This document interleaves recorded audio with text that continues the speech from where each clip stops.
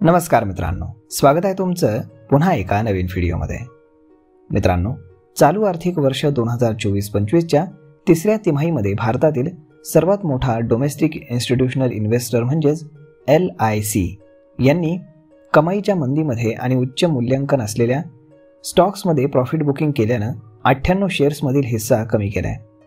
त्यामुळे NSE मध्ये listed कंपन्यांमधील LICचा हिस्सा हा 3.51% घसरला आहे.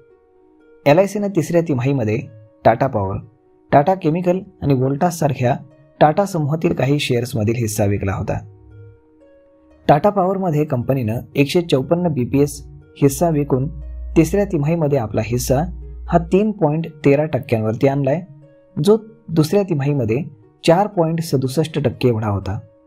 तर व्होल्टासमधील LICचा हिस्सा 113 BPSनं घसरून 2.03% झालाय.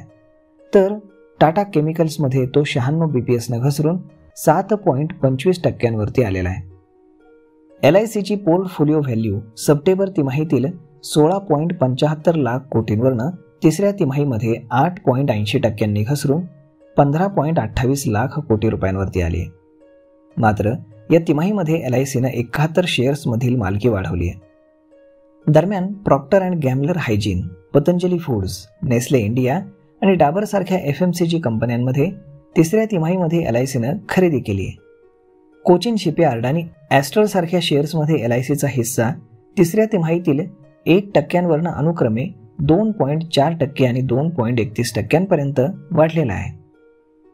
तर मग मित्रांनो, अशा पद्धतीनं LICनं टाटाच्या या 3 शेअर्समधील हिस्सा विकलेला आहे आणि त्यामुळे आपल्याला या शेअर्समध्ये मोठ्या प्रमाणामध्ये घसरण देखील झालेली पाहायला मिळाली. तर मग मित्रांनो, हा व्हिडिओ, ही माहिती तुम्हाला कशी वाटली हे तुम्ही आम्हाला कमेंट करून नक्कीच सांगा.